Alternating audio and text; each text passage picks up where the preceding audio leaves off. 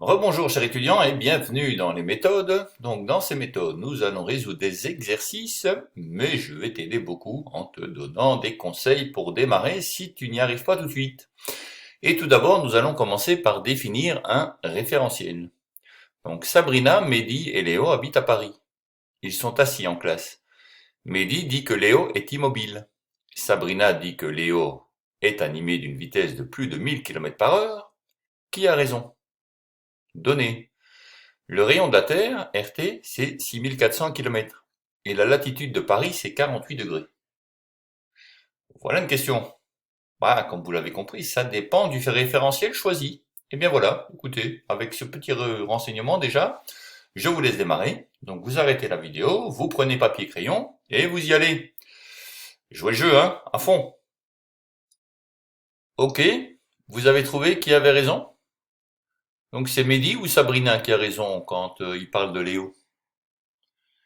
Bon, ben, les petits conseils, c'est les suivants. Donc il faut juste rechercher dans quel référentiel se placent Sabrina et Mehdi. Et suivant le référentiel dans lequel ils sont, eh bien je crois qu'ils auront chacun raison. Mais tout dépend du référentiel. Voilà, avec ça, ben, je vous laisse finir et on corrige juste après. Voici donc la solution. Donc, comme on le sait, le mouvement est relatif. Dans le référentiel terrestre, ici la classe, Léo est immobile bien sûr. Mais si maintenant on travaille dans le référentiel géocentrique, c'est-à-dire le référentiel centré sur la Terre que je vous ai représenté ci-dessous, eh bien la Terre tournant sur elle-même en 24 heures ici, d'accord, et la Terre ayant un rayon RT comme indiqué dans l'énoncé, eh bien en tournant sur elle-même autour du centre de la Terre, c'est ça le système géocentrique, d'accord, avec trois directions qui partent vers trois étoiles lointaines, qui sont bien définies. Voilà. Ce qu'on va avoir, c'est qu'effectivement, eh bien, il va y avoir une certaine vitesse à la surface. D'accord? Et cette vitesse va être liée au déplacement parcouru par quelqu'un à la surface de la Terre, mais par rapport au référentiel géocentrique. Donc par rapport à la personne qui est là, même si elle est immobile, comme la Terre tourne sur elle-même en 24 heures, eh bien cette personne se déplace en fait par rapport au référentiel géocentrique. Alors quel est ce mouvement? Mais il faut savoir que le petit bonhomme qui se déplace sur le cercle à nos latitudes, d'accord, décrit un cercle de rayon petit r. Et ce petit r est relié au grand R de la Terre par le fait que, alors si je regarde dans le triangle rectangle, ici en dessous, l'hypoténuse c'est grand RT, et petit r c'est le côté adjacent à l'angle. Donc je vais avoir que petit r c'est grand RT fois le cosinus de l'angle alpha. Et donc, la trajectoire qui va être décrite par qui? Par Léo, en fait. Par Léo lorsqu'il est assis, dans le référentiel géocentrique, il va tourner. Hein, il va tourner en même temps que la révolution de la Terre sur elle-même. Et donc, sa vitesse sera 2π fois le rayon du petit cercle qui décrit à nos latitudes, c'est-à-dire petit r, divisé par 24 heures. D'accord? Alors, ce qui fait encore 2π fois le rayon de la Terre fois cosinus de l'angle alpha, divisé par 24. Et ceci nous fait, alors, vous calculez à la machine, RT, on l'a donné dans l'énoncé, c'est 6400 km. Le cosinus de l'angle alpha, ben c'est en fait le cosinus de 48 degrés. Et lorsqu'on injecte tout ça dans la machine, avec le fois 2π divisé par 24, ça nous donne 1,1 10 exposant 3 km par seconde. D'accord? Alors, est-ce que c'est correct tout ça? Eh bien non, j'ai fait une petite faute. Ce ne sont pas des kilomètres par seconde, ce sont des kilomètres par heure. Donc ici, 7 km par heure. Et donc, 1,1 10 exposant 3 km par heure, c'est bien plus grand que 1000 km par heure. Et donc, les deux étudiants avaient raison, mais tout dépend de quel référentiel on choisit. Donc, pour un référentiel qui est lié à la Terre, effectivement, Léo était immobile, donc Mehdi avait raison. Par contre, si on prend maintenant ce que disait Sabrina, effectivement, il va avoir, Léo, une vitesse de plus grande que 1000 km par heure si on prend comme référence le référentiel géocentrique. Donc centré sur le centre de la Terre, tel que cette Terre, elle tourne sur elle-même en 24 heures. Voilà. Donc j'espère que c'est clair. Et on y va pour le deuxième alors. Alors, question 2. Définir un système et déterminer les forces. Deux patineuses identiques, ici A et B, sont immobiles dans la situation 1. Et puis dans la situation 2, elles se repoussent l'une l'autre pour partir en sens inverse dans le référentiel de la patinoire. Le système A plus B est isolé. Expliquez l'augmentation de vitesse de B. Voilà. Bon, écoutez, c'est à vous là. Vous arrêtez la vidéo, prenez papier crayon, et c'est parti pour la résolution. À bientôt. C'est ok, vous avez trouvé? Parfait. Si pas, petit conseil, il faut bien tenir compte de toutes les forces en présence, pour bien pouvoir répondre à cette question. Voilà. Tenez compte de toutes les forces en présence. On se voit dans quelques instants pour la solution, dès que vous avez fini.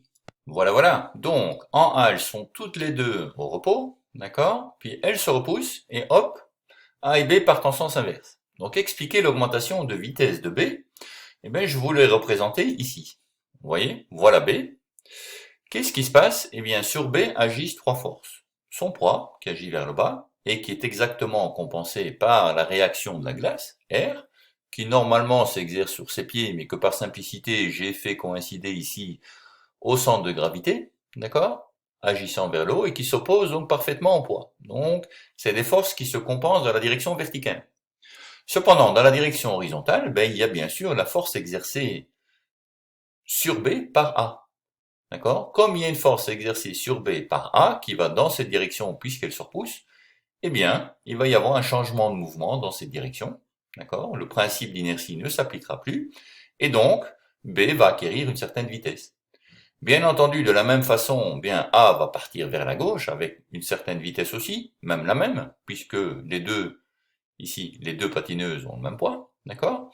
Donc ça va partir avec la même vitesse de l'autre côté, due à la force exercée sur A par B, d'accord? Et si on considère les deux patineuses dans leur ensemble, le système est toujours isolé, mais chacune pris indépendamment, d'accord, a une force résultante qui la fait bouger. Ok? Vous voyez la différence entre les deux situations? Parfait. Et bien voilà, c'est terminé, nous pouvons passer au troisième. Alors ici, on nous demande de distinguer entre vitesse et vecteur vitesse. Yann pense qu'au cours d'un mouvement circulaire uniforme, le vecteur vitesse est constant. A-t-il raison? Babababam. Je vous laisse. À tout de suite pour la correction. Ok, vous êtes prêts pour la correction? Non? Ah, vous avez un petit problème? Bon, le petit conseil alors. Il faut se rappeler qu'un vecteur constant, il conserve la même direction, le même sens et la même valeur. Est-ce que c'est le cas ici, pensez-vous? Voilà, avec ça, je vous laisse finir. Voici la résolution. Donc un mouvement est uniforme si la valeur de la vitesse ne change pas au cours du temps. Dans un mouvement circulaire uniforme, le vecteur vitesse garde la même longueur. Donc ici, la longueur du vecteur vitesse, là, c'est la même longueur que le vecteur vitesse là, c'est la même longueur que le vecteur vitesse là, qui est bien tangent à la trajectoire. D'accord? Néanmoins, ce vecteur n'est pas constant, car il pointe successivement dans des directions différentes. D'accord? Là, il pointe vers le haut à gauche, on aura envie de dire vers le nord-ouest, là on pointe vers le sud-ouest, et là quasiment vers le sud. Donc même si la grandeur du vecteur est pareille, sa direction n'est pas constante, et son sens, bien entendu, n'est pas constant non plus. D'accord? Donc le vecteur vitesse lui-même n'est pas constant. Voilà. Allez, passons au suivant. Distinguer vitesse constante et accélération nulle. Léa pense qu'au cours d'un mouvement circulaire uniforme, l'accélération est nulle, car la vitesse est constante. A-t-elle raison? Bon, écoutez, c'est à vous de jouer. Papier, crayon, arrêtez la vidéo, hop, et on continue sur la lancée du précédent. C'est dans la même lignée. Ça a été? Vous vous en êtes sorti parfaitement? Oui? On corrige? Bon, allez, on corrige alors. On corrige. Donc, ce qui se passe, c'est la chose suivante. Donc, lorsque, ici, le corps A décrit son mouvement autour du cercle, on a effectivement que la grandeur de la vitesse là est égale aux grandeurs de la vitesse là, est égale à la grandeur de la vitesse là, qui est égale à celle-ci, qui est égale à celle-ci. Donc, toutes les longueurs sont pareilles. Mais comme on l'a dit, la direction, elle change. Donc, les vecteurs ne sont pas constants. D'accord? Donc, dans ce mouvement circulaire uniforme, la vitesse est constante, c'est-à-dire que la dérivée de v par rapport à t, c'est 0. Mais v, ici, ce n'est pas le vecteur, c'est la grandeur du vecteur. Donc, la grandeur du vecteur ne change pas, donc la dérivée de cette grandeur est nulle. Ça, on est d'accord. Ce qui veut dire, si on se plaçait dans le repère de Freinet, par exemple, que l'accélération tangentielle est nulle, puisque dérivée de v par rapport à t est égale à 0. Donc, at est égal à 0. Mais l'accélération normale n'est pas nulle. L'accélération normale s'exerce perpendiculairement au cercle, donc perpendiculairement au vecteur vitesse à chaque instant. D'accord? Et sa grandeur, AN, est égale à V carré sur R. Et c'est ce qui force en fait ce mobile à tourner dans un mouvement circulaire uniforme. Parce que si j'avais pas une accélération qui allait vers le centre du cercle, à tout instant, eh bien par le principe d'inertie, le mobile, ici le point A, ne serait plus autour du cercle, mais continuerait son mouvement rectiligne uniforme qui l'éloignerait du cercle. Donc s'il n'y avait pas de force qui s'exerçait, donc pas d'accélération, d'accord, le mobile continuera en ligne droite par là. Or, il continue à tourner autour du cercle parce qu'il y a une accélération ici, normale, qui s'exerce vers le centre, en tout point. Il y a une accélération normale qui s'exerce et qui est perpendiculaire à la vitesse qui est tangente, elle, à la trajectoire. Donc là, on a toujours une accélération normale qui force mobile à décrire la trajectoire circulaire. Ok? Donc Léa a tort. Voilà, et ça termine cet exercice.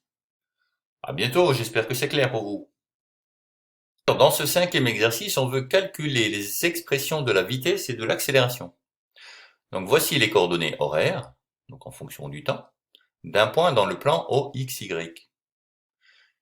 X de t, ce qu'il se passe suivant x en fonction du temps, c'est 1 demi gt carré plus 1. Et y de t, ce qui se passe suivant y en fonction du temps, c'est v0t plus b, où v0 est la vitesse initiale. On demande de déterminer les coordonnées du vecteur vitesse et accélération. Voilà. Bon, écoutez, c'est à vous. Papier crayon, et on y va. À bientôt pour la solution. Vous voulez un petit conseil? Bon, c'est très simple. Pour trouver les coordonnées des vecteurs vitesse et accélération, il faut dériver les vecteurs position par rapport au temps. Ça, c'est pour avoir la vitesse. Et pour avoir l'accélération, il faut dériver la vitesse par rapport au temps. Une fois qu'on a fait ça, on a la solution.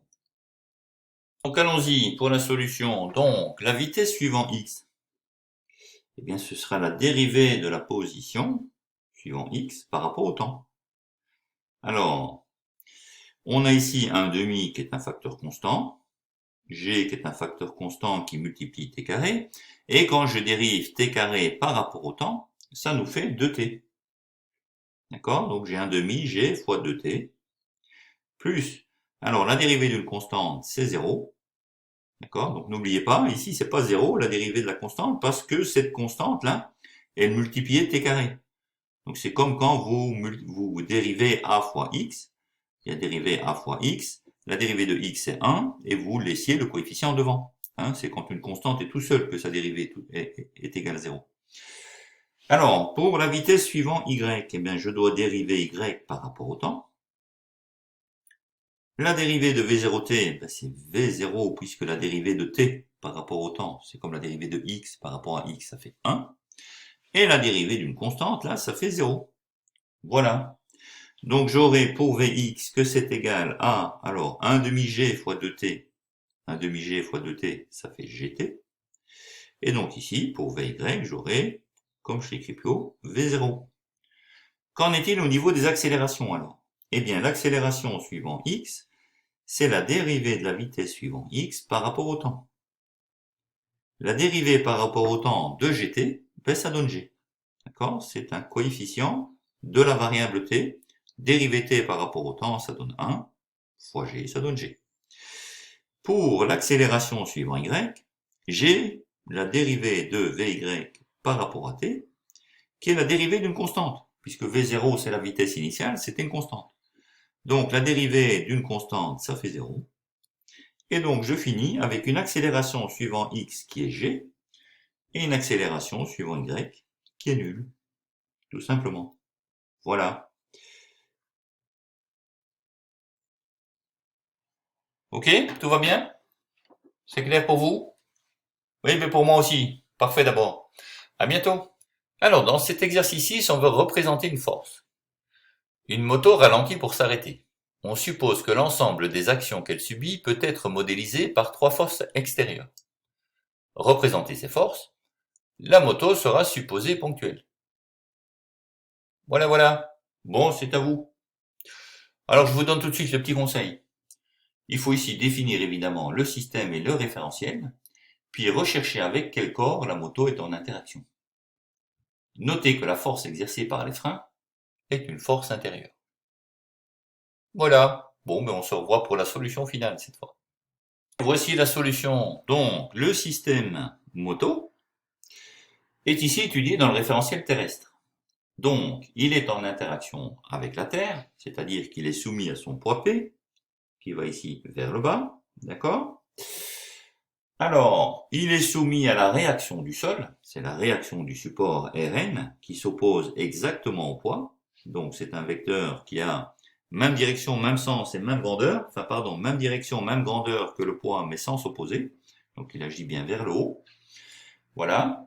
Après, pour modéliser les actions des trois forces, eh bien, il faut encore tenir compte du fait que il y a une action des freins, d'accord? Donc, il y a des forces de frottement qui agissent, qui ralentissent la moto. Donc, en supposant que la moto roulait vers la droite, ben, il y a des forces de frottement qui agissent ici vers la gauche, qui sont représentées ici par le vecteur petit f. D'accord? Voilà. Et donc, les forces ne se compensent pas, puisque le mouvement est ralenti, puisqu'il y a ici une composante là, qui est la force de frottement, qui n'est pas compensée par quelque chose d'autre. Et donc, l'état de mouvement est modifié, de sorte que la moto ralentit et finisse par s'arrêter. Voilà. À très bientôt pour le suivant. Restez là en forme. Alors, dans ce septième petit exercice, vous voyez que c'est des petits exercices de méthode, hein, il y en a beaucoup, mais ils sont tout petits. Un skieur de masse de 75 kg est arrêté sur une piste inclinée de 20 degrés par rapport à l'horizontale. Déterminez la valeur F des frottements de la neige sur les skis. Et on vous donne les données suivantes. G est égal à 10 newtons par kilo. Cosinus de 20 degrés, on vous le donne, c'est 0,94. Et le sinus de 20 degrés, c'est 0,34. Donc, que vaut la force de frottement? C'est la question. Et c'est à vous de me répondre. D'accord? Conseil, je vous le donne tout de suite aussi. Faites tout de suite un petit schéma pour voir ce qu'il se passe. Ça vous aidera. Voici donc la solution de cet exercice. Donc, le système, c'est-à-dire le skieur, qui est là, qui est représenté par un point, d'accord, étudié dans le référentiel terrestre. Son mouvement, ici, en fait, c'est l'état de repos. N'est pas modifié. Donc, il est soumis à des forces qui se compensent quelque part. Alors, ce skieur, il est soumis à la pesanteur. C'est-à-dire qu'il est en interaction avec la Terre et donc le poids P. Le poids P qui agit dans la direction verticale vers le bas comme d'habitude. Ok? Puis, il a la réaction du support R. Alors, la réaction du support, elle s'exerce toujours perpendiculairement au support. Donc, la réaction du support, ici, elle est un petit peu inclinée. Et elle s'exerce de sorte que, dans la direction parallèle au poids, elle s'oppose au poids. Donc, je vais avoir une composante ici parallèle au poids de la réaction du support qui va être égale mais opposée au poids. D'accord? Et j'aurai aussi une composante dans la direction de la piste, ici, qui est une deuxième composante, qui va être en fait l'action des forces de frottement qui agit au niveau du sol sur les skis du skieur. Voilà, de sorte qu'ici, je sois perpendiculaire. Donc, je vais avoir la réaction du support qui s'exerce toujours perpendiculairement au support, donc ici, un petit peu de travers, mais qui donne une composante là qui s'oppose exactement au poids, et une composante dans la direction de la piste qui empêche le skieur de descendre. Et donc, c'est cette composante-là, F, d'accord, qui est une force de frottement, qu'il nous faut déterminer. Voilà. Donc, comment détermine-t-on F? eh bien on voit que f c'est la projection orthogonale de la réaction sur la pente. Ce qui veut dire que f, en grandeur, ça va être r fois le sinus de 20 degrés. Ce qui veut encore dire que c'est p fois le sinus de 20 degrés. Ce qui veut dire que c'est m fois g fois le sinus de 20 degrés. Et c'est donc égal à, alors la masse était 75 kg, fois g qu'on a pris égal à 10, fois le sinus de 20 degrés dont on vous avait dit que ça valait 0,34, et ça fait donc 255 newtons. Voilà, voilà. Ah, vous me dites non, pas voilà, voilà, j'ai pas compris. Ah ben écoutez, le R dont on parle là, évidemment c'est la réaction du support dans la direction opposée au poids.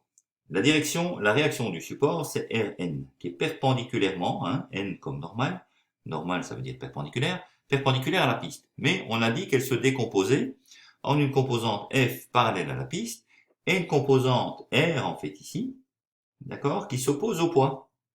Et donc c'est cette composante R là dont on considère la grandeur ici. Et l'on voit que la composante F, dans le triangle rectangle qui est ici, c'est le côté opposé à cet angle-là. Or, cet angle-là vaut 20 degrés, puisque c'est aussi l'inclinaison de la piste. D'accord? Eh bien donc, on aura que le côté opposé, c'est la mesure de l'hypoténuse fois le sinus de 20 degrés. La mesure de l'hypoténuse, c'est bien la valeur de R. La réaction dans la direction du poids, mais du sens opposé. C'est-à-dire que cette valeur, c'est la même que celle du poids. Puisque c'est exactement opposé au poids. La valeur en elle-même, c'est la même. Voilà. Et donc on arrive, en faisant le petit développement, à 255 newtons. Espérons que c'est plus clair ainsi. Voilà, je vous y laisse. Et puis nous passons au suivant. Alors, dans ce 8e exercice, on a un exercice un petit peu plus complet qu'on peut trouver parfois effectivement à peu près tel quel au niveau du bac. Donc c'est étudier un mouvement parabolique. On lance un projectile de masse m assimilable à un point matériel depuis une hauteur h. On étudie le mouvement dans le référentiel terrestre, supposé galiléen, et on définit un repère d'espace, OIJK, dont l'origine est prise au sol, et où l'axe vertical OZ est ascendant. La position initiale du point se trouve sur l'axe OZ. La vitesse initiale V0 est telle que le vecteur vitesse associé fait un angle alpha avec l'horizontale et est inclus dans le plan vertical OYZ. Question: déterminer les coordonnées à l'instant initial du vecteur position, OM de 0, et du vecteur vitesse, V de 0. 2. Exprimer le vecteur accélération, A de t. Comment peut-on qualifier le mouvement du point matériel? 3. Les équations horaires du mouvement sont les suivantes. Donc c'est les équations en fonction du temps. X égale 0, Y égale V0 fois cosinus alpha fois t, Z est égal à moins gt carré sur 2, plus V0 sinus alpha fois t, plus h. Pourquoi peut-on affirmer que le mouvement du point est un mouvement plan? Justifier. 4. Trouver l'équation de la trajectoire du point matériel. Et 5. Comment qualifie-t-on un tel mouvement? Voilà. Donc c'est un peu plus long, mais c'est tout à fait faisable, et vous l'avez certainement déjà fait en classe, donc je vous laisse démarrer. Puis si ça ne va vraiment pas, on ira vers quelques conseils. Mais jouez le jeu, démarrez et faites-le à fond. Tout s'est bien passé? Tant mieux. Sinon, voici quelques conseils de méthode. Donc premièrement, il faut faire un schéma de la situation initiale, bien sûr. Il faut appliquer les relations trigonométriques dans un triangle rectangle pour déterminer les coordonnées du vecteur vitesse à l'instant initial. Ensuite, il va falloir appliquer la deuxième loi de Newton. Ensuite, 3, il va falloir utiliser les équations horaires x de t, y de t et z de t pour déterminer la dimension du mouvement. Si deux équations sont nulles, le mouvement est rectiligne, à une dimension. Si une seule est nulle, le mouvement est plan, 2 dimensions. Si aucune est nulle, le mouvement est à 3 dimensions. Enfin, quatrièmement, pour obtenir une équation de trajectoire, il faut éliminer le temps entre les équations horaires. Voilà. Et en cinquièmement, eh ben, il faut reconnaître l'expression d'une fonction parabolique. Rappelez-vous, en maths, une parabole, f de x est ax carré plus bx plus c, où a, b, c sont des constantes. Eh bien, on va arriver vers quelque chose de ce type. Voilà, voilà. Bon, avec tous ces conseils, qui sont les conseils généraux pour un exercice de ce type, eh ben, vous devez arriver jusqu'au bout, et on corrige alors dans l'instant d'après, dès que vous êtes prêts. À tout de suite. Dans cet exercice, on nous dit que le point M est au départ à une certaine hauteur h, voilà, tel que OM ici, ça va être donc h, ok, le vecteur OM c'est h, et on nous dit aussi qu'on a lancé ici ce point avec une certaine vitesse initiale, V0, qui est orientée d'un angle alpha par rapport à l'horizontale, donc comme ceci, clac, par rapport à l'horizontale, que je retrace ici, voilà, donc j'ai un angle alpha. Et si je regarde les projections suivant chaque axe Y et Z, puisqu'on se place avec un vecteur initial, on a dit dans le plan OYZ, donc c'est dans le plan vertical qui est là. Pour le moment, il ne se passe rien dans la direction X, dans la direction perpendiculaire à l'écran.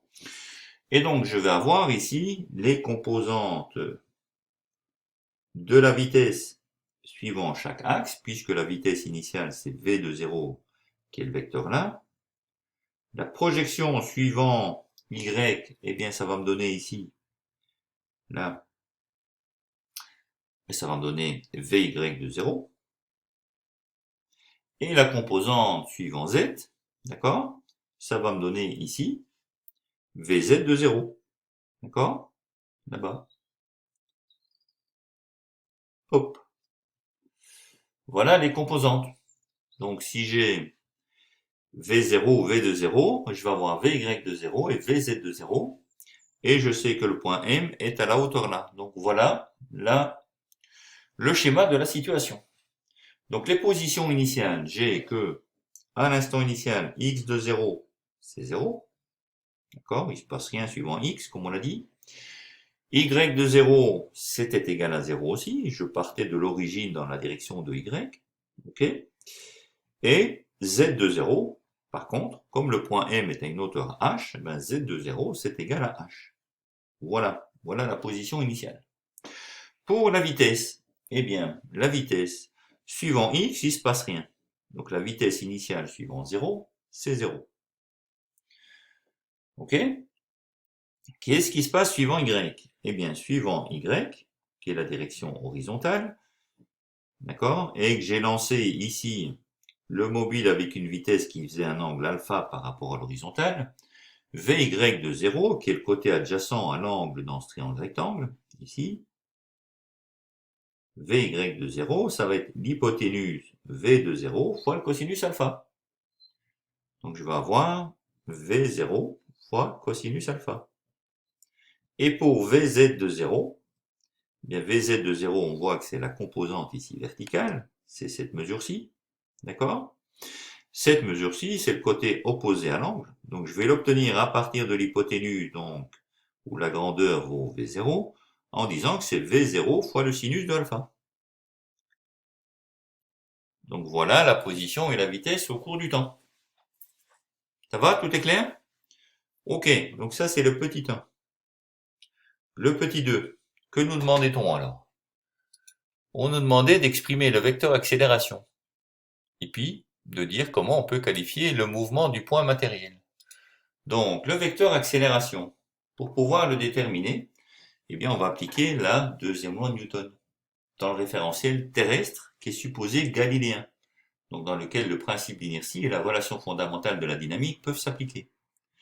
Alors la seule force qui s'applique sur le système, d'accord, imaginons que là j'ai envoyé mon système M, il décrit une certaine trajectoire, ce M au cours du temps, il va venir à un moment là, la seule force qui s'exerce sur le point M, c'est le poids.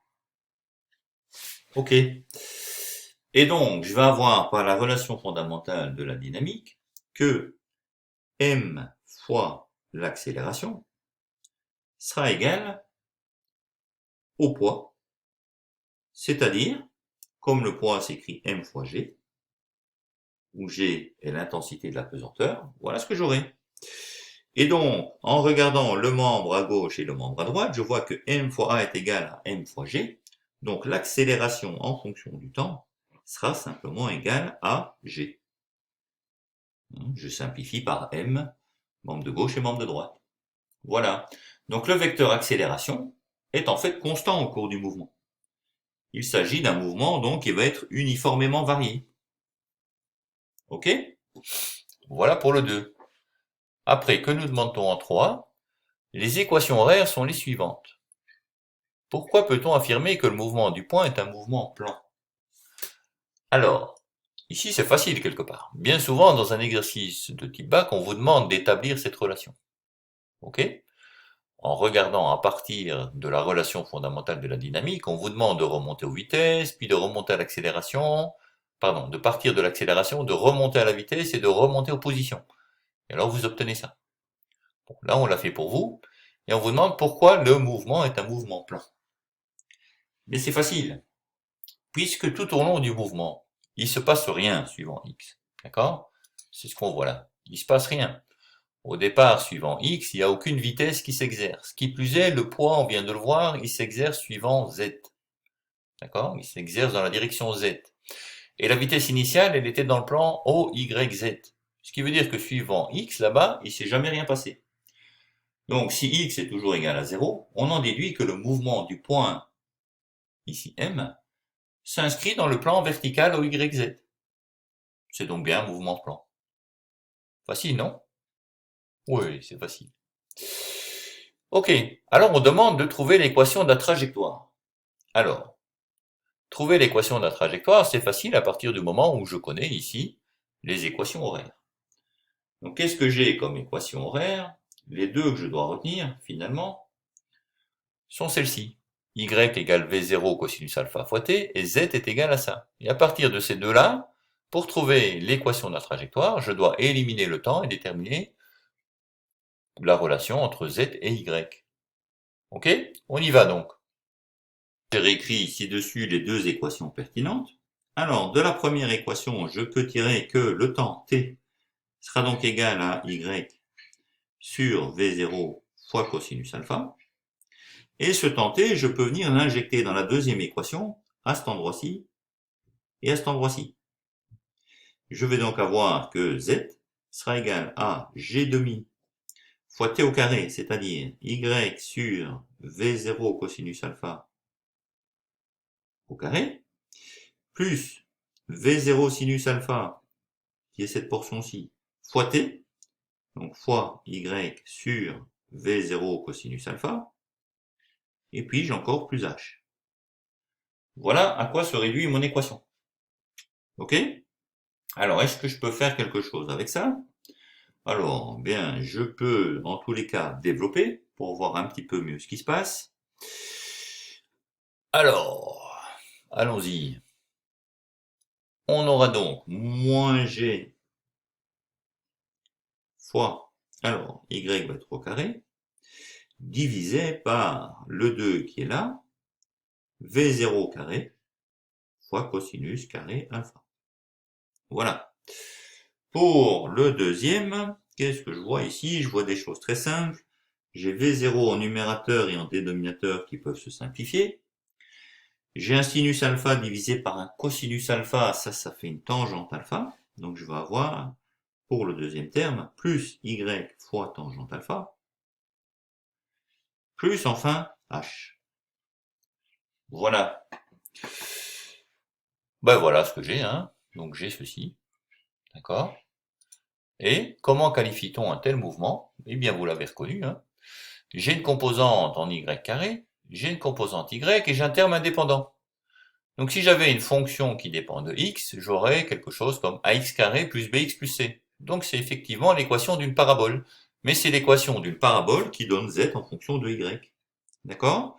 Donc on a ici, pour terminer, ça, c'est une fonction z est égale à f de y, qui est une fonction parabolique.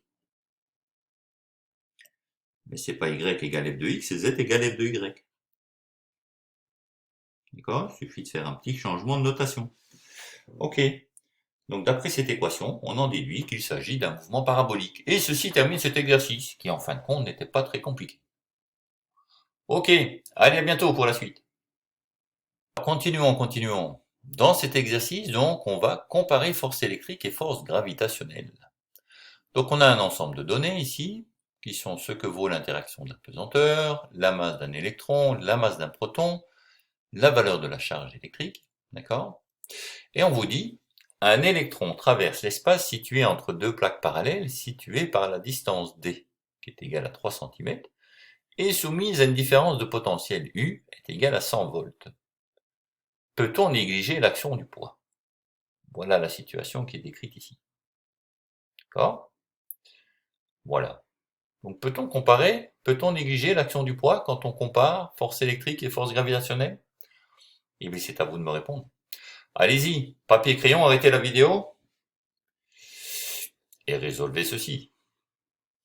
Alors j'espère que vous avez su le faire jusqu'au bout. Si ce n'est pas le cas, petit conseil, montrer qu'une grandeur est négligeable, en fait, c'est montrer qu'elle est beaucoup plus petite qu'une autre. D'accord?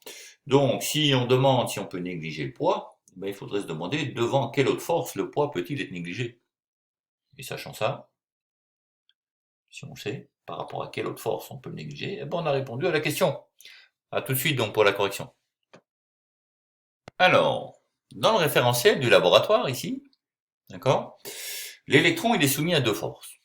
Comme d'habitude, comme on est à la surface de la Terre, il y a l'effet du poids, d'accord, c'est l'effet de la Terre sur l'électron, donc il y a le poids qui agit vers le bas, et il y a une autre force qui est une force électrique, qu'on peut appeler aussi une force électrostatique, car elle est créée par des charges fixes qui sont sur les électrodes ici, d'accord. Pour savoir si une force est négligeable devant l'autre, il faut les calculer et effectuer leur rapport.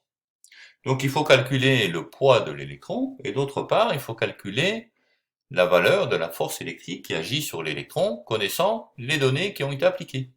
D'accord? Donc les données, on en a là. Bom, bom, bom. On y va? Donc j'ai noté toutes les données ici, et on va maintenant regarder ce qu'on nous demande. Donc, puisqu'on doit comparer les valeurs des poids, dans la première chose qu'on va se demander, la première inconnue qu'on va se donner, c'est que vaut le poids? Que vaut le poids de l'électron?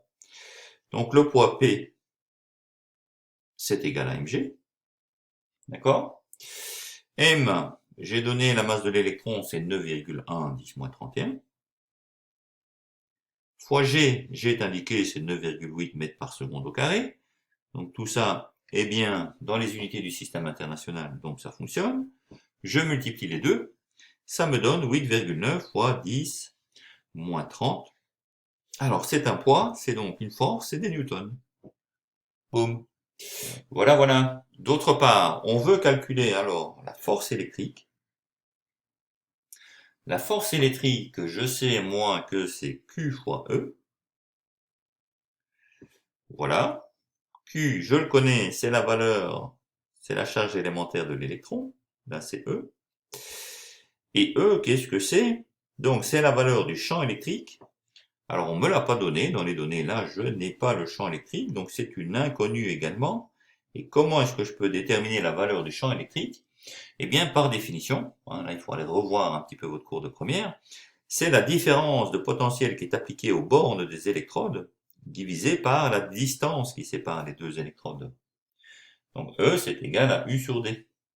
Ce qui va être égal en fait à, alors U c'est 100 volts, c'est les bonnes unités, très bien, et D c'est 3 cm, attention, donc c'est 3 fois 10 moins 2 mètres. Et si je fais ça, ben je vais obtenir quoi? 100 divisé par 10 moins 2, ça fait 10 exposant 2 divisé par 10 exposant moins 2, ça fait 10 exposant 4 sur 3. Voilà. Et donc quand je veux la force électrique, ce sera donc Q. Q qui vaut la charge d'un électron, il est ici, c'est 1,6 10 moins 19 coulombs,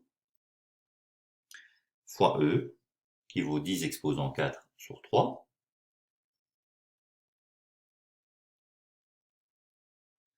Voilà, je fais le calcul. Donc on voit déjà que du 10 moins 19 fois du 10 4, ça va me faire du 10 moins 15. Et 1,6 divisé par 3, d'accord, ça fait à peu près 0,5. Donc 0,5 à peu près 10 moins 15, ça nous fait, quand on fait le calcul exact, 5,3, 10 moins 16. 10 moins 16 points, bah de nouveau c'est une force électrique, donc c'est des newtons. Voilà. Et donc, est-ce qu'il y a une force qui est négligeable par rapport à l'autre? Eh bien pour ça, il faut faire le rapport. Donc si je fais le rapport des deux, voilà, je reprends les choses ici. Le poids, c'est donc 8,9 10 moins 30. La force électrique en grandeur, c'est égal à 5,3 10 moins 16 newtons. Si je fais le rapport des deux, donc c'est Fe sur P, je trouve que 5,3 10 moins 16 divisé par 8,9 10 moins 30, ça fait 6,0 10 exposant 13, d'accord? C'est un facteur qui est déjà très grand, d'accord? Qu'est-ce que ça fait 10 exposant 13? 10 exposant 13, ça fait 10 000 milliards, d'accord? 10 000 milliards de fois plus grande la force électrique par rapport au poids, d'accord? Ça, c'est 10 exposant 13. Puisque je fais x6, ça fait 60 000 milliards de fois plus intense que le poids, d'accord? Donc la force électrique est 60 000 milliards de fois plus intense que le poids, et donc le poids est négligeable. Voilà. Et là, c'est démontré. Ok? Tout va bien? Bon. Allez, on continue. Encore un, et puis on se repose un peu. Alors, dans ce 10e exercice, on demande de décrire un mouvement de façon qualitative. Donc, on s'intéresse au cas où la vitesse initiale, V0, est perpendiculaire au champ électrique. Donc, on voit ici les deux électrodes, le champ électrique est vertical, dirigé vers le haut, et la vitesse initiale de la particule qui est envoyée là, d'accord, est horizontale vers la droite. Ce qu'on demande, c'est d'écrire l'équation de la trajectoire et de montrer que ce dispositif peut permettre dans un détecteur de séparer des particules en fonction de leur masse ou de leur charge. Voilà. Ok, c'est clair pour vous? Eh bien, allez-y, démarrez. On se revoit pour la solution, voire quelques conseils juste après. Voici les quelques conseils au cas où vous n'auriez pas bien démarré. Donc, vous savez que d'habitude, la vitesse initiale fait un angle alpha avec l'horizontale. Donc dans ce cas-ci, il faut bien vérifier quelle est la valeur de alpha qui correspond à la situation ici. Ok? Et puis il faudra rechercher l'influence de k sur la fonction f de x égale kx carré. D'accord? Parce qu'on sait que ça va être un mouvement parabolique déjà. Bon, eh bien écoutez, avec ça, j'espère que vous allez terminer. Et donc on se voit dans quelques petits instants, enfin autant qu'il en faudra, hein, juste après que vous ayez fini pour corriger. Voilà, j'ai représenté la situation ici. Donc entre les électrodes où règne un champ électrique E qui est bien dirigé comme il se doit du plus vers le moins, d'accord? Donc dirigé vers le haut, puisque l'électrode basse est positive, l'électrode haute est négative. Donc le champ électrique étant orienté du plus vers le moins est orienté vers le haut. Et la particule incidente a une vitesse V0 qui est orientée vers la droite. Donc V0 fait une direction avec l'horizontale, d'accord? Fait un angle par rapport à l'horizontale qui est alpha égale 0. Donc puisque V0 est perpendiculaire à E étant vertical dirigé vers le haut, donc V0 est horizontal, donc fait un angle alpha égale 0.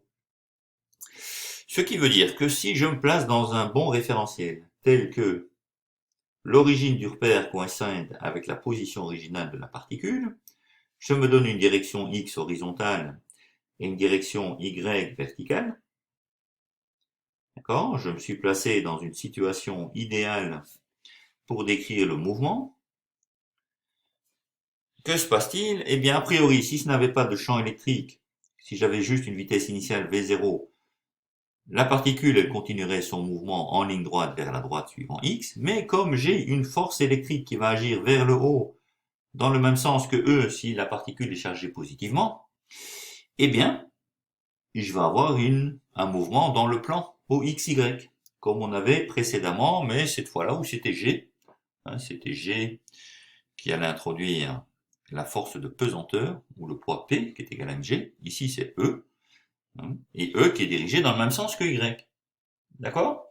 Donc, puisque je choisis E et Y orientés dans le même sens, je sais que ma particule va décrire une parabole, c'est un mouvement parabolique comme on a vu précédemment.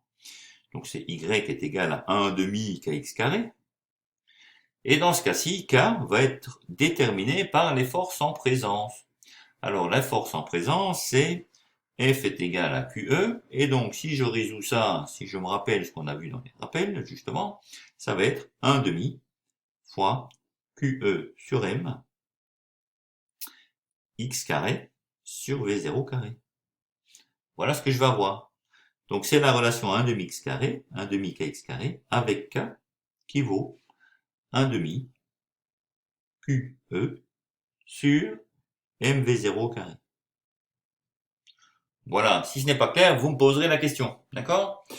Alors, la trajectoire, c'est donc une portion de parabole de sommet O, qui est bien là, l'origine du repère, tournée vers les Y positifs si Q est positif, parce que si la charge est positive, Q fois E va aller vers le haut, et qui est dirigée vers les Y négatifs si Q est négatif. D'accord? Donc l'accélération A, qui est égale à QE sur M, c'est-à-dire la force divisée par la masse, d'accord, va être d'autant plus grande que la particule a une plus petite masse, puisque la masse est au dénominateur, d'accord? Plus la masse ici est petite, plus l'accélération est grande, et vice-versa, d'accord? Et l'accélération sera d'autant plus importante que la charge est importante, puisque Q est au numérateur, d'accord? Donc ce qu'on va avoir, c'est que dans tous les cas, on va avoir des morceaux de parabole. Alors pour les représenter, je vais un petit peu effacer certaines choses. Ça rendra les choses plus visibles. Donc je vais retirer ça. Voilà, et je vais retirer X ici. OK, même E. Voilà, comme ça je vais pouvoir dessiner des petits morceaux qui vont avoir du sens. Donc si la charge est positive, eh bien je vais aller vers le haut. D'accord? Donc je vais dessiner des mouvements paraboliques vers le haut. Et dont la déflexion parabolique là-bas va dépendre de la masse. Si je prends une masse ici, certaines masses, je vais avoir un certain mouvement parabolique, mais comme on voit, comme la masse ici est en dénominateur, si je prends maintenant une masse M' plus petite que M, ben voilà, M' plus petite que M, ma déflexion par rapport à l'horizontale va être plus grande, parce que l'accélération que j'aurais pu communiquer à ma particule est plus grande. Donc je vais, et si l'accélération est plus grande, la force était plus grande, et vous pouvez faire tout dans un sens ou dans l'autre, d'accord? Et donc voilà, je m'écarte de plus en plus vers le dessus. Ça, c'est quand la charge est positive. Si maintenant la charge était négative, ben Q fois E propulserait cette charge vers le bas, et donc j'aurais des mouvements paraboliques, mais allant vers le bas. De ce type-ci, si Q est négatif. Et de nouveau, si je prends une masse M d'un certain ordre, je serai ici, et pour une masse M' qui serait plus petite, eh bien la déflexion, cette fois-ci négative, serait plus grande. Voilà, puisque l'accélération, qui serait dans ce cas-ci négative, serait plus grande aussi, ayant une masse plus petite en dénominateur. D'accord? Donc retenez bien ceci, l'accélération c'est bien QE sur M, pour une charge dans un champ électrique, et donc l'accélération est d'autant plus grande que Q est grand et que M est petit, et si cette accélération est d'autant plus grande, vu la relation qu'il y a entre l'accélération et la déflexion, eh bien on aura une déflexion de plus en plus importante lorsque la charge sera grande et que la masse sera petite. Voilà, voilà. Donc les particules peuvent donc être séparées en fonction de leur masse et de leur charge. D'accord? En regardant sur cet écran, vers le haut ou vers le bas, à différentes hauteurs. Voilà, voilà. Bon, eh bien écoutez, vous avez mérité ce repos. Et puis on se reverra juste après. À tout à l'heure. Bon, nous voici repartis dans les méthodes et donc on va, dans cet exercice numéro 11, exploiter qualitativement une loi de Kepler. Donc il faut montrer sans calcul que dans le cas d'une trajectoire circulaire, la vitesse d'un satellite est constante. Voilà, sans calcul. Ok? Vous voyez comment faire? Eh bien, arrêtez la vidéo et allez-y. Un petit conseil peut-être. Donc si vous n'avez pas su démarrer uniquement dans ce cas-là, eh ben, je vous dirai qu'il faut utiliser la deuxième loi de Kepler. Voilà, c'est pas beaucoup, mais c'est assez pour continuer, ou tout au moins démarrer. Allez, à tout de suite pour la solution. Alors, la deuxième loi de Kepler peut s'exprimer ainsi. Le segment qui joint le Soleil à une planète balaye des aires égales en des temps égaux. Donc imaginons cette fois-ci que la trajectoire est circulaire. J'ai donc le Soleil là, j'ai une planète ici. Le segment qui joint le Soleil à la planète, ce qu'on appelle le rayon vecteur, c'est celui-ci. D'accord? Et donc d'après la deuxième loi, doit balayer des aires égales en des temps égaux. Mais dans le cas d'une trajectoire circulaire, puisque le segment dont je parle ici, le rayon vecteur, a une longueur constante, qui est le rayon du cercle, eh bien sur un certain temps delta t, je vais toujours parcourir ici un arc, là, je parcours cet arc pendant delta t, qui sera le même que si la planète était ici, et devait pendant le même instant delta t, parcourir cette distance-ci, qui est le même arc bien sûr, puisque le rayon est le même partout. Donc pendant un certain instant delta t, qui est le même des deux côtés, eh bien je vais balayer le même angle. Et si je balaye le même angle, ça veut dire que j'ai la même vitesse angulaire, et donc aussi la même vitesse tout court pour faire le tour ici, pour faire cet arc de cercle. D'accord? Donc quel que soit le temps delta t, du moment qu'il soit le même partout, eh bien ça veut dire que je parcours un certain angle alpha, et donc le satellite lui-même, ou la planète là autour du Soleil, parcourt des arcs de cercle de longueur r fois alpha. Hein? Si à la place de petit r, je mets grand R pour le rayon, en des temps égaux. Donc si je balaye des distances r fois alpha en des temps égaux, je vais avoir une vitesse v qui est égale à ce r fois alpha divisé par delta t, qui est toujours le même. Voilà. Donc c'est expliqué sans faire de calcul. Hein. Bon, d'accord, j'ai deux, trois petites formules, deux, trois petites notations, mais il n'y a pas de calcul. Voilà, voilà. Allez, j'espère que ça vous convainc. À tout de suite pour la suite. Alors dans cet exercice 12, on continue avec les lois de Kepler, mais cette fois-ci, on va aller vers la troisième. Donc exploiter et retrouver la troisième loi de Kepler. Donc énoncé. On considère trois satellites autour de la Terre dont les caractéristiques du mouvement sont fournies dans le tableau suivant. Les voici. Hein, lisez-les à votre aise, arrêtez la vidéo si vous voulez. Question.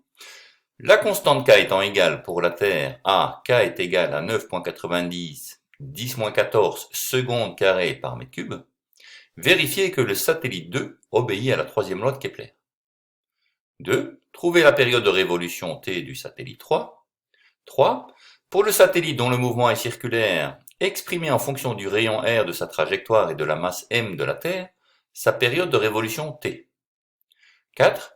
À quoi peut-on identifier le demi-grand axe A d'une ellipse dans le cas d'un cercle? 5. Exprimez dans le cas d'un mouvement circulaire le rapport t carré sur a cube en fonction de g et de m. Qu'est-ce que c'est g encore? Eh bien c'est la constante d'attraction gravitationnelle bien sûr. 6. Montrez que dans ce cas la troisième loi de Kepler est vérifiée. Et 7. Calculez la constante K et la comparez à celle de l'énoncé.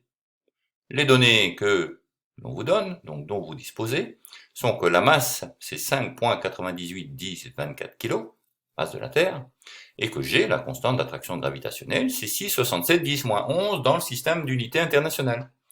Voilà. Eh bien écoutez, c'est à vous. Hein. Amusez-vous bien, arrêtez la vidéo, prenez votre papier et votre crayon, et c'est parti.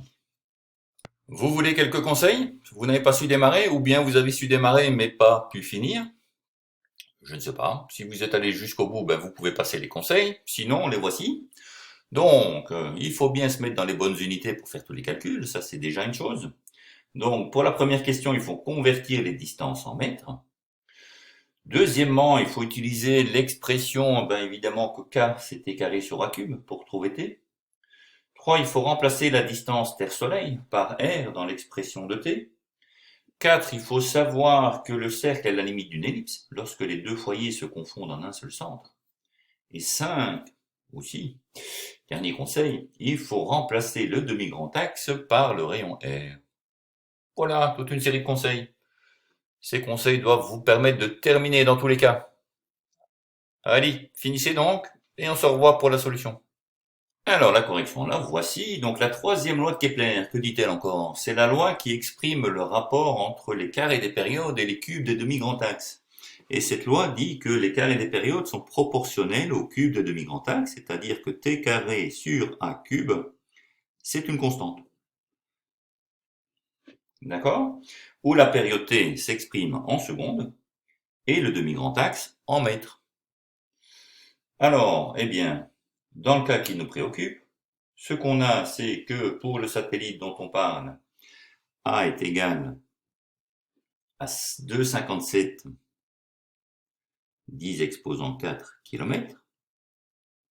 D'accord? Ça nous fait donc 2,57 10 exposant 7 mètres. Voilà. Ce qui veut dire que t carré sur a cube dans ce cas sera égal à 4,10 10 exposant 4 au carré, puisque c'est la période au carré, divisé par 2,57 10 exposant 7 au cube.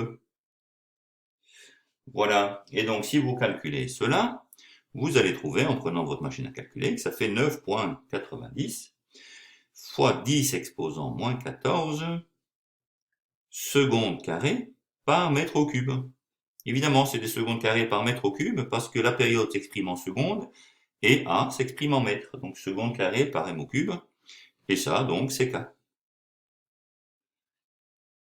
Et donc, la troisième loi de Kepler est bien vérifiée. Face aux questions 2, donc trouver la période de révolution t du satellite 3, donc de celui-là, d'accord? On nous donne son rayon. On voudrait connaître la période. Comment fait-on? Eh bien, on utilise cette fameuse troisième loi de Kepler et on en sort la période. Donc on sait que t carré sur a cube, c'est égal à k. Ce qui veut encore dire que si j'inverse la relation, ben, t carré sera égal à k fois a cube. Et donc t, en prenant la racine carrée positive, parce que je vais considérer des temps positifs, considérer des temps négatifs ici n'a pas d'intérêt, donc ça va faire la racine de k fois a cube. Avec a, qui dans ce cas-ci vaut 5,06 10 exposant 4 km, que je dois toujours mettre en mètres, donc ça fait 5,06 10 exposant 7 mètres, puisqu'un kilomètre c'est 1000 mètres. Et je sais que k, je l'ai déterminé au petit 1, et ou sinon on me le donnait dans l'énoncé, c'était 9,90 10,14 secondes par mètre cube.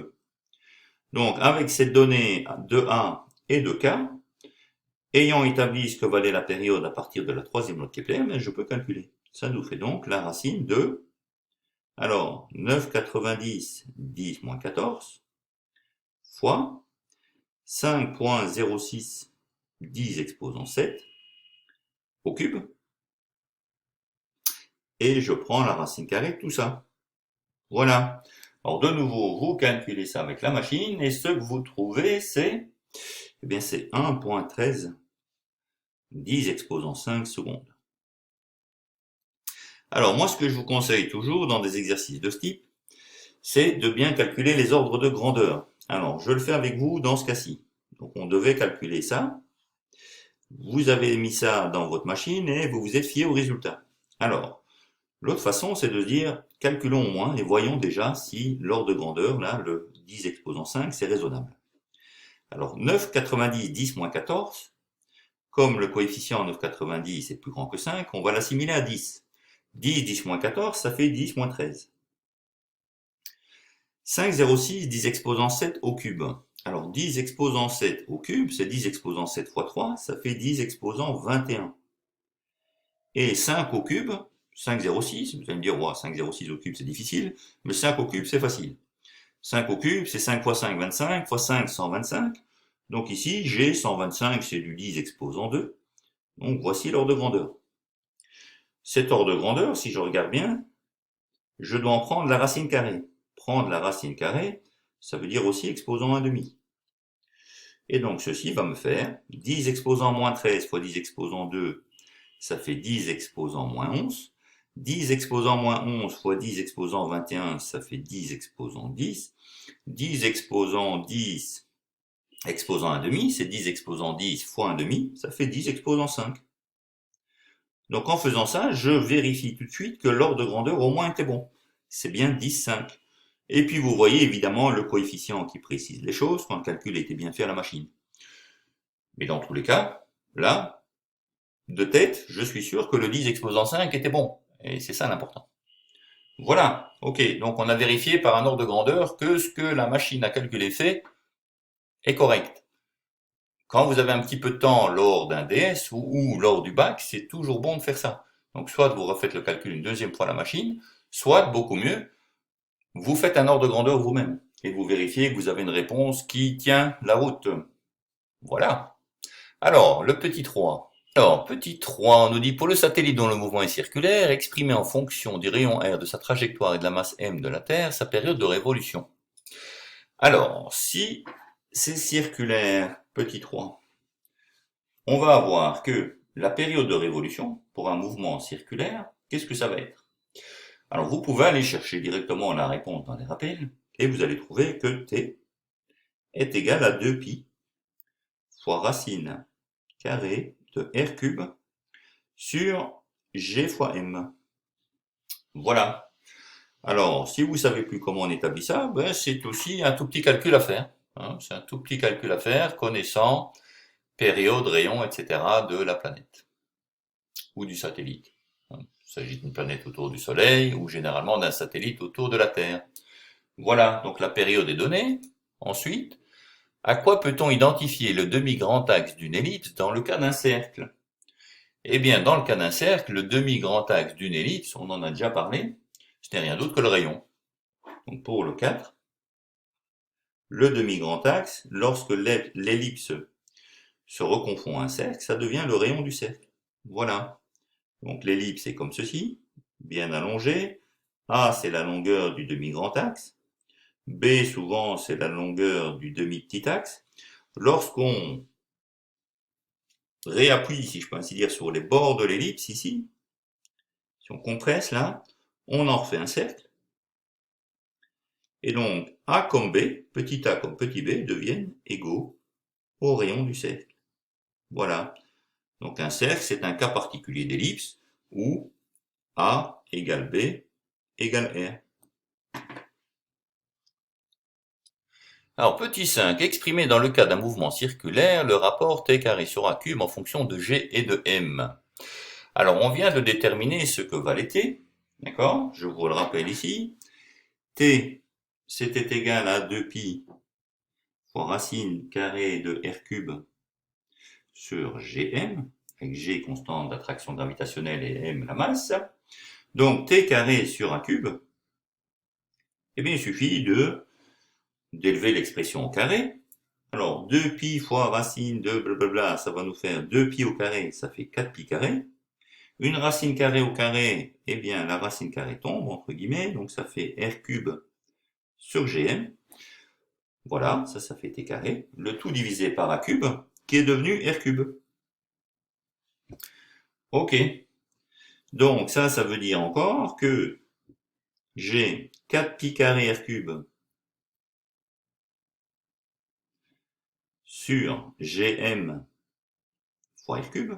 D'accord? J'ai multiplié les numérateurs. Là, j'étais divisé par gm, ben je divise par gm sur r cube qui est égal à t carré sur a cube. Voilà. Et les r cubes, comme on le voit, peuvent se simplifier. On aura donc que t carré sur a cube sera égal à 4pi carré sur gm. Voilà. Alors, que nous veut le suivant? Dans le suivant, on veut montrer que dans ce cas, la troisième loi de Kepler est vérifiée. Donc, ça c'était le 5. Montrons que grâce à ce 5, la loi de Kepler est vérifiée. Eh bien, m et g sont des constantes. D'accord? Ça, c'est la masse. Ça, c'est la constante d'attraction gravitationnelle. Donc, on voit bien que t carré sur a cube est égal à une constante. Donc, la troisième loi de Kepler est vérifiée. On a bien que les carrés des périodes sont proportionnels au cube des demi-grands axes. Ok. Alors, pour le 7, calculez alors la constante k et la comparer à celle de l'énoncé. Eh bien, la constante k, dans ce cas, ben, c'est la constante dont on parle ici, C'est ça, quoi. Donc, que vaut K? K vaut T carré sur A cube. Et T carré sur A cube, c'est 4pi carré sur G. Donc voilà. On nous a donné G, on nous a donné M dans l'énoncé. Si vous introduisez cela et que vous calculez de nouveau la machine, sans vous tromper, vous obtenez que c'est 9,90, 10 moins 14, en unité du système international. Et donc c'est une valeur qui est bien identique à celle de l'énoncé. Et donc la troisième loi de Kepler est bien vérifiée avec la constante qui a la bonne valeur. Voilà, eh bien écoutez, ça termine tout cet exercice, j'espère qu'il était clair, et nous passons alors au suivant. Avant de passer à l'exercice suivant, je me rends compte, j'ai été moi aussi revoir les rappels, que je ne vous avais pas montré à quoi était égale la période lors d'un mouvement circulaire. Dans les rappels, je vous avais directement indiqué ceci, ce qui était finalement une réponse à laquelle on voulait obtenir, mais je ne vous avais pas réindiqué comment y arriver, supposant que vous l'aviez fait au cours. Ce que vous avez fait, j'en suis certain. Mais donc ici, j'aimerais bien vous le remontrer. Donc ce que nous avons, c'est un mouvement circulaire, avec, on va considérer que c'est une planète autour du Soleil, voilà le Soleil, voilà une planète, et on sait qu'on a une constante d'attraction, d'accord, entre le Soleil et la planète, c'est la constante d'attraction gravitationnelle. Donc il va y avoir une force exercée par le Soleil sur la planète, voilà, qui est comme ça, qui va être force exercée sur la planète par le Soleil, qui est égale à G fois la masse du Soleil, fois la masse de la planète, divisé par la distance qui les sépare. Et la distance qui les sépare, c'est R au carré. D'accord? Fois la direction dans laquelle cette force s'exerce. Un vecteur n'est égal qu'un vecteur, hein, donc je vais mettre ici que c'est suivant le vecteur U, qui est dirigé vers le centre. Donc je vais l'appeler UN. Voilà. Voilà la force qui s'exerce. Et on sait que cette composante, si ici maintenant je considère que la planète tourne autour du Soleil à une vitesse constante, je sais qu'il n'y aura pas d'accélération tangentielle, donc il n'y aura qu'une accélération normale. Donc ça, c'est aussi égal à la masse de la planète dans ce cas-ci, donc on va noter mp, fois l'accélération normale. Voilà. Où l'accélération normale, ce sera donc égal à, alors, vous pouvez regarder ici, ce sera égal à AN fois UN. Et dans le cas d'un mouvement circulaire uniforme, on vous a indiqué dans les notes aussi que AN c'est V carré sur R. D'accord? Donc, par identification, on voit ici que AN c'est égal à G fois MQ sur R carré. D'accord? Regardez dans la formule du dessus, on a MP, mais MP il est déjà là. AN prend la place du reste, G fois MS sur R carré, et UN est toujours là. Donc je vais avoir G fois MS sur R carré. Voilà, donc G fois MS sur R carré sera égal à V carré sur R. Et ça me permet de déterminer la vitesse de la planète autour du Soleil.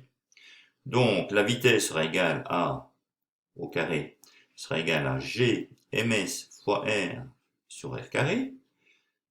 Je peux simplifier R au-dessus avec le carré du dessous. Voilà. Donc, V, qui est égal à la racine carrée positive de ça, sera égal à la racine carrée donc de Gms sur R. Donc la vitesse d'une planète autour du Soleil, c'est simplement la constante d'attraction gravitationnelle fois la masse du Soleil divisé par le rayon, c'est-à-dire la distance qui sépare la planète du Soleil, et je dois prendre la racine carrée. Voilà pour V. Une période maintenant, une période, c'est le temps qu'il faut pour faire le tour du cercle.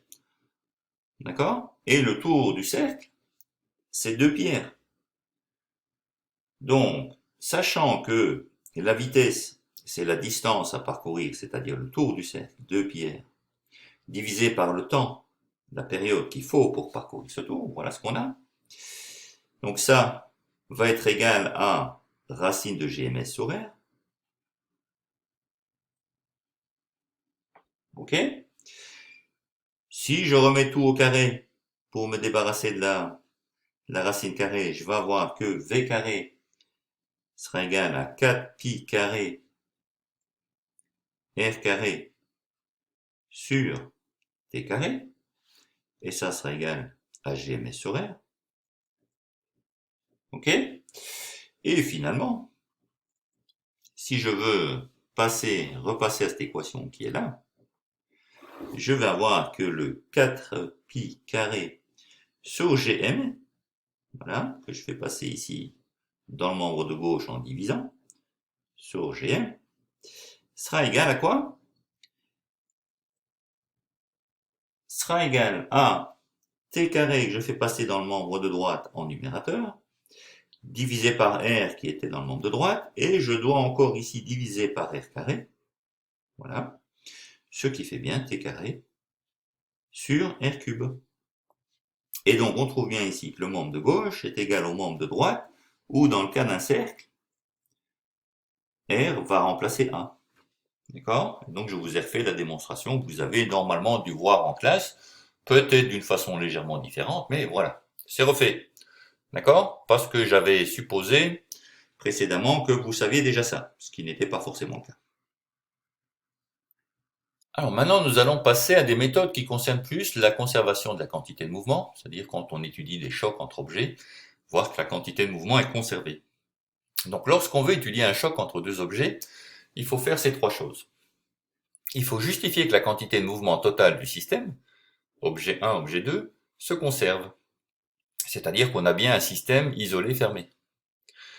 Il faut calculer la quantité totale de mouvement avant le choc, ou avant le tir, et puis la quantité totale de mouvement après le choc sera, par conservation, le même qu'avant. Voilà les étapes. Alors nous allons faire tout de suite ça sur l'exercice qui suit.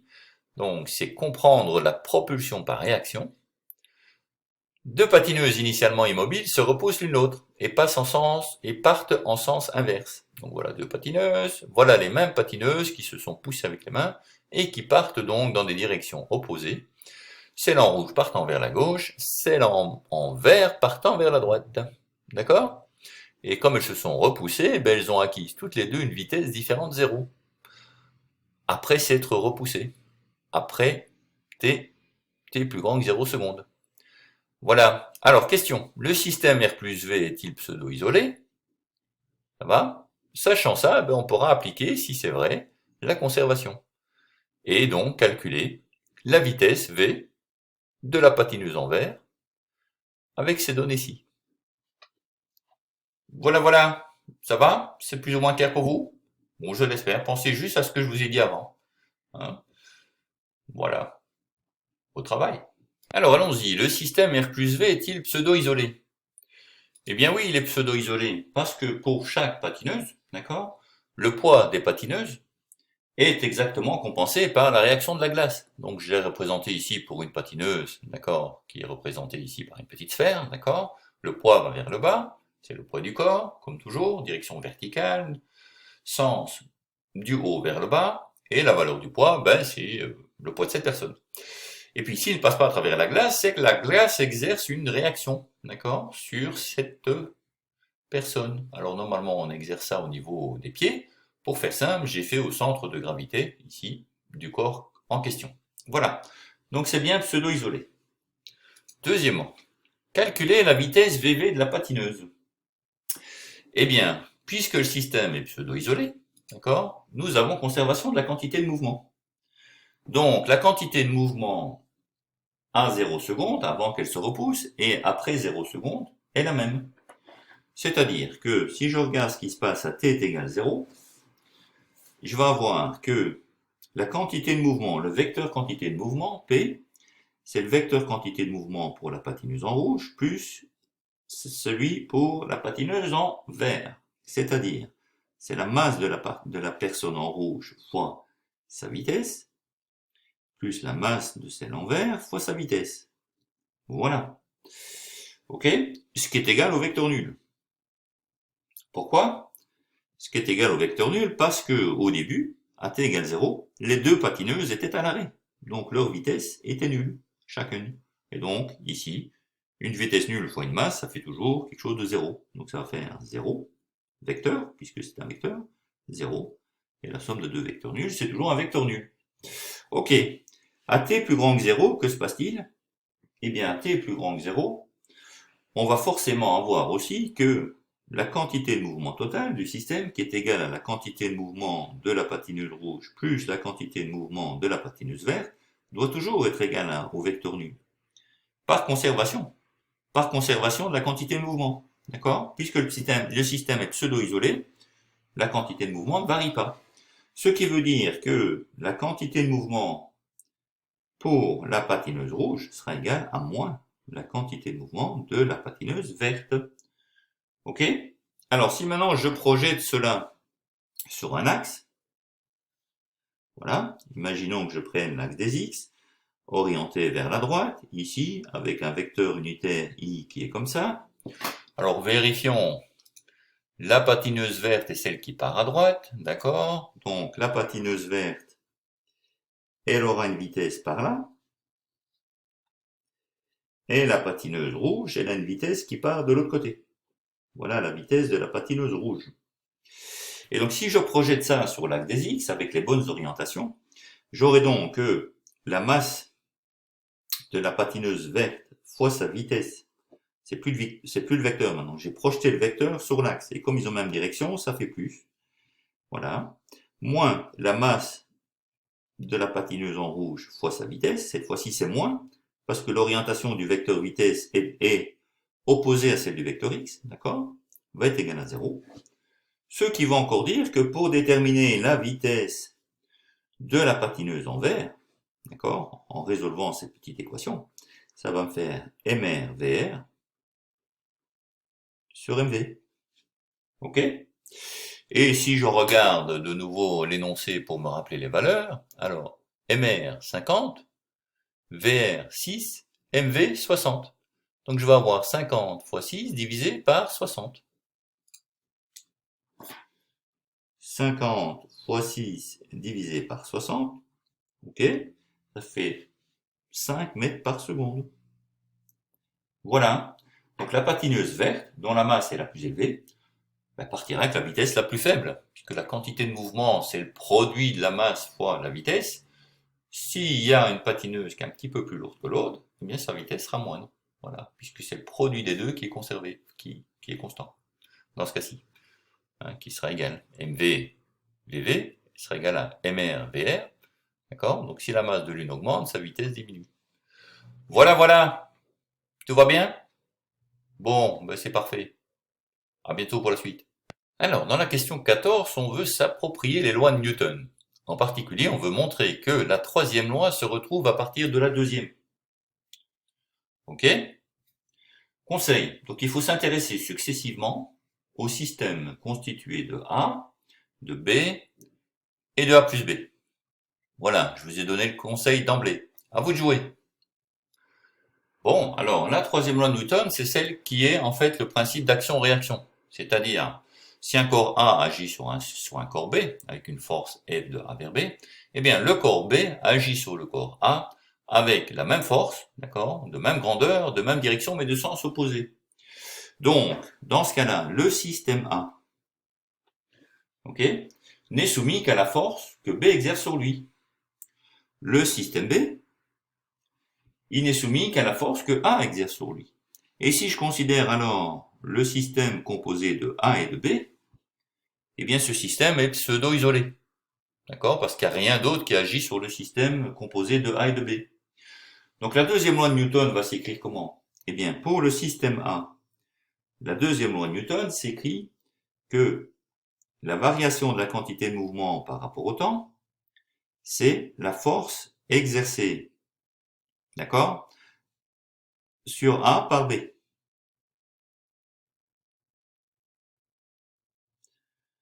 Pour le système B, nous allons avoir que la variation de la quantité de mouvement par rapport au temps, c'est la forme générale de la deuxième loi de Newton, est égale à la force exercée sur B par A. Voilà. Si je considère alors le système A et B, dans son ensemble, la variation de la quantité de mouvement sera égale à la somme des variations, sera égale à la variation de PA plus PB par rapport au temps, ce qui est aussi, la dérivée d'une somme, c'est la somme des dérivées, la dérivée de PA par rapport au temps, plus la dérivée de PB par rapport au temps. Voilà. Ce qui sera donc égal, alors la dérivée de PA par rapport au temps, c'est ce qu'on appelait la force exercée sur A par B. Et la dérivée de PB par rapport à T, c'est celui-ci, là, c'est la force exercée par B sur A. Voilà. Donc la quantité de mouvement ici, totale du système, sera égale à ça. Ok? Ça, c'est un résultat important. Or, on a dit A, B, le système complet, est pseudo-isolé. Parce qu'il n'y a pas d'autres forces qui agissent. Hein? D'accord? Sur A et B, évidemment, il y a la réaction du support qui s'oppose à celle du poids. D'accord? Et donc, le système combiné est pseudo-isolé. Donc, si c'est pseudo-isolé, il y a conservation de la quantité de mouvement. Donc, la variation de la quantité de mouvement par rapport au temps, c'est zéro. Hein, si la quantité conservée, c'est une constante, la dérivée d'une quantité constante, c'est zéro. Ce sera donc égal, ce zéro, qui est un vecteur nul, sera donc égal à f AB plus fba. Mais si la somme est égale à 0, ça veut aussi dire que fba sera égal à moins fab. C'est-à-dire que la force exercée sur B par A sera la même que la force exercée par A, sur A par B, sera la même en grandeur, sera la même en direction, mais de sens opposé, et c'est pour ça qu'on a l'apparition du signe moins. Voilà, voilà. Donc on voit là la troisième loi de Newton, ici, qui provient de l'écriture de la deuxième loi de Newton, qui est là, ou encore là, d'accord, quand on les combine, et en tenant compte du fait que le système est pseudo-isolé, donc que la variation de la quantité de mouvement est nulle. Voilà, voilà. Pas mal, hein? J'aime bien ça. Alors, dans la question 15, on veut comprendre le rôle des forces de frottement. Donc, une moto démarre, la roue motrice et la roue arrière. Et on demande de déterminer le sens de la force de frottement exercée par le sol sur la roue motrice. Puis deuxièmement, de déterminer le sens de la force exercée par le sol sur la roue non motrice. Ok? C'est clair pour vous?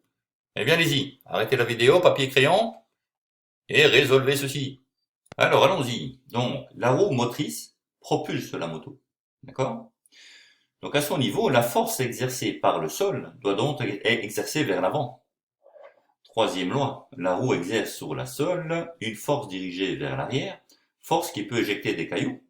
Et donc, le sol, lui, va exercer sur la roue, voilà, une force qui va vers l'avant, pour propulser la moto.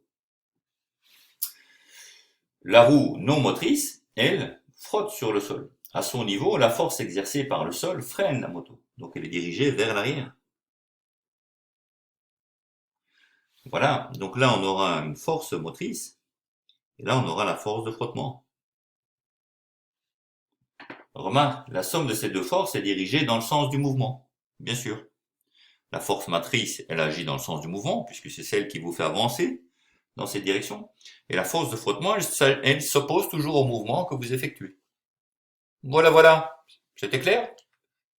Bon, je suis pas un champion dans le dessin, mais on l'avait reconnu la moto, non? Alors, jouons avec le poids maintenant et montrons que le poids est une force conservative. Donc un skieur de masse M se laisse glisser sans frottement de A en B. Là. Vérifiez que le travail du poids du skieur sur ce trajet est l'opposé de la variation de son énergie potentielle, delta EPP. Ok, c'est clair? Très bien? Oui? Bon, mais allez-y alors. Ah, je me dis que peut-être vous avez besoin d'un petit conseil. Bon, si c'est pas le cas, écoutez, ne m'écoutez pas. Si vous avez besoin du petit conseil, eh bien, calculez séparément le travail du poids et delta EPP pour montrer qu'ils sont égaux. Voilà. Bon, c'est un petit conseil, hein. Vous en faites ce que vous voulez. À bientôt pour la correction. Finissez-le. Alors, voici la solution. Donc, on va se placer ici dans un repère vertical, puisque le skieur, il descend une piste, d'accord? Il va de A en B. On va dire que les coordonnées de A, c'est XA, ZA.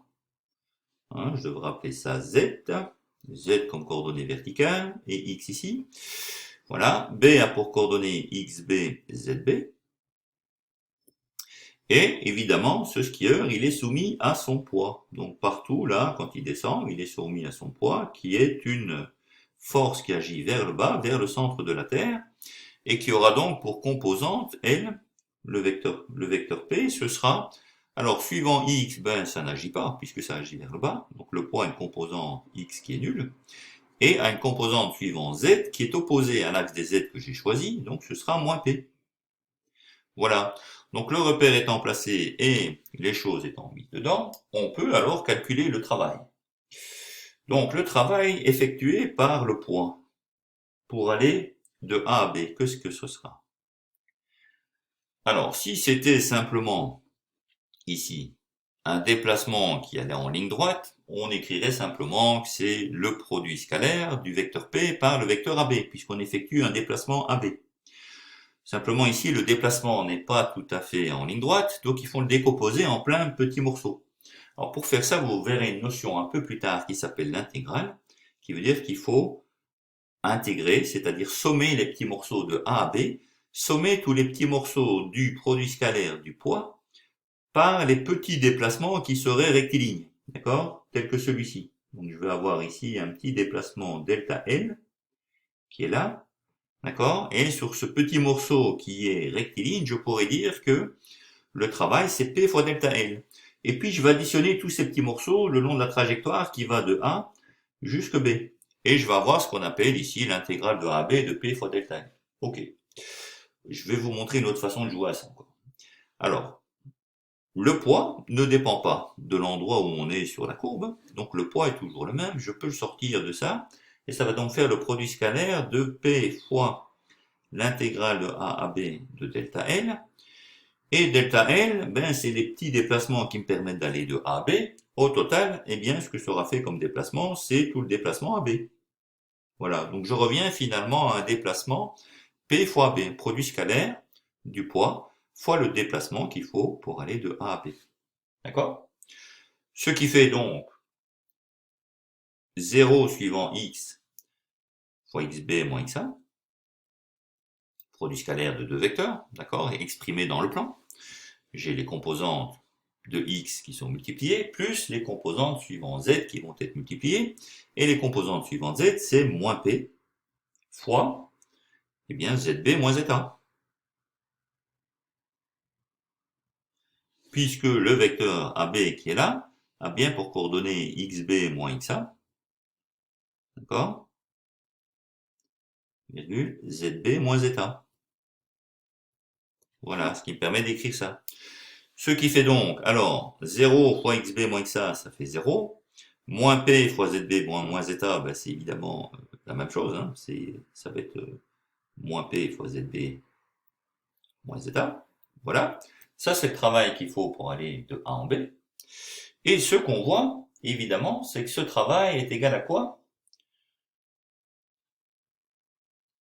Je peux encore l'écrire comme, alors, P, c'est le poids. Le poids, c'est la masse fois l'interaction de la pesanteur, G, donc ça fait moins mg, fois zb moins zeta. Voilà pour le travail effectué pour aller de A en B. Quelle est la différence maintenant d'énergie potentielle entre ces deux points? Alors, la différence d'énergie potentielle entre ces deux points, si je regarde bien, eh bien, c'est l'énergie potentielle que je vais avoir à la fin, donc l'énergie potentielle de pesanteur en B, puisque le skieur descend, à la fin il sera en B, moins l'énergie potentielle qu'il avait au départ, c'est-à-dire en A. Et donc, l'énergie potentielle qu'il avait en bas, et l'énergie potentielle, c'est mgz, donc ça va être mgz B, moins mgz A. Ce qui fait, en mettant mg en évidence, mg fois zb moins zeta. Mais mg fois zb moins zeta, qui est là, d'accord? C'est bien le mg fois zb moins za qui est là. Et la différence entre les deux, c'est le moins qui est ici. Donc on a bien que le travail effectué par le poids sur le déplacement AB, c'est égal à moins la différence d'énergie potentielle. Pardon, moins la différence d'énergie potentielle. Là, j'aurais écrit ça proprement. Entre A et B. Voilà. Donc le poids est conservatif. Parce que c'est la définition d'une force conservative. D'accord? C'est que la différence d'énergie potentielle, ce sera soit égal à moins de travail qu'il faut effectuer pour aller d'un point à l'autre. Voilà. Hop. Je vous donne ici un argument un petit peu plus physique pour montrer que cette force est conservative. Alors, vous voyez, pour aller de A en B, avant on avait dit, bon, le skieur descend la piste, donc on était forcé de suivre la piste et j'ai introduit une intégrale. Alors, si on suppose qu'il n'y a pas de piste là et que je dois aller de A en B, qu'est-ce qui se passe? Eh bien, un trajet pour moi aller de A en B, c'est de faire par exemple ceci. D'accord? Je fais d'abord un déplacement vers la droite, jusqu'ici, et puis je fais un déplacement vers le bas comme cela. Donc, le travail effectué par le poids, puisque c'est la force qui agit sur le skieur ici, d'accord? Pour aller de A à B, je peux décomposer ça en le travail effectué par le poids pour aller de A, disons à A', si j'appelle ce point-ci A', hop, A', voilà, plus le travail exercé par le poids pour aller de A' en B. Alors je sais pas pourquoi j'ai toujours envie de vous mettre le vecteur là-dessus, il n'y a pas de vecteur, c'est A', voilà. Pac. Alors, à quoi est-ce égal? Bon, là on a bien des trajets en ligne droite, comme on avait vu dans la leçon, donc c'est le produit scalaire. Le travail du poids, c'est le produit scalaire direct du poids lui-même fois le déplacement qui est effectué, donc A fois A'. Plus ici, le produit scalaire du poids fois A'B. Et ce qu'on voit, c'est que lorsque je fais le produit scalaire du poids P fois A', le poids s'exerce perpendiculairement à A'. D'accord? Donc le produit scalaire de deux vecteurs orthogonaux, c'est 0. Donc ça fait 0. Et il nous reste donc, ici, le poids fois A'B. Le produit scalaire du poids fois A'B. Et ce qu'on voit cette fois-ci, c'est que le poids et A'B, d'accord, ils sont collinéaires. Le poids est exactement dans la même direction que A'B. Donc lorsque je fais le produit scalaire, ça va faire la grandeur de P fois la grandeur de A'B, que je vais noter comme ceci, d'accord? C'est le module du vecteur, ou c'est le segment A'B, voilà, comme ça, fois le cosinus de l'angle entre les deux, mais puisqu'ils sont parallèles, le cosinus, ça fait 0 degré, le cosinus de 0, ça fait 1, donc j'ai exactement ça, et donc ça me fait mg, pour le poids, fois la distance A'B, et on a donc dans ce cas-ci toujours que, alors A'B, qu'est-ce que je vais avoir comme coordonnées? Je vais avoir ici la coordonnée, ben, c'est xA', z'a', et ici je vais avoir xb, zb. Mais xA', c'est la même chose que xb. Et z'a', c'est la même hauteur que a. Donc c'est finalement xb, za.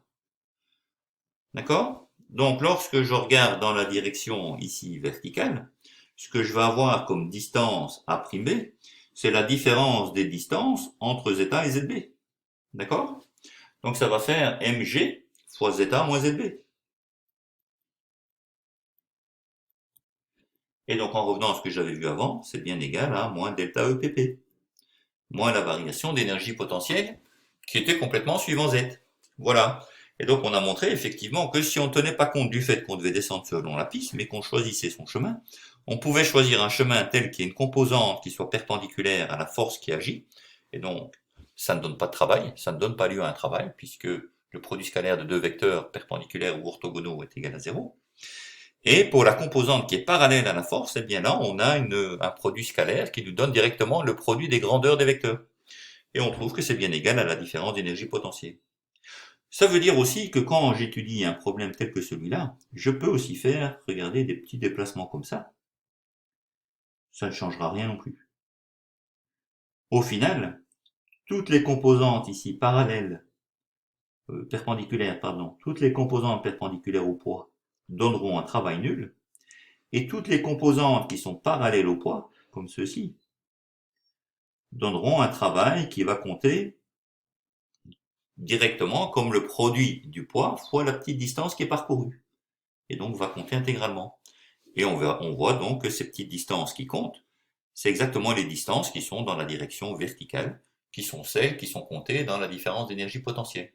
Et donc je peux ainsi faire toutes sortes de trajets entre deux points, et mon résultat ne dépend pas des trajets qui sont effectués. Ben ça, c'est typique d'une force conservative. Voilà, bon, j'ai été beaucoup plus dans le détail, hein, mais c'est toujours amusant de voir ça. Et donc après, on nous demande de montrer que la force de frottement n'est pas conservative. Voilà.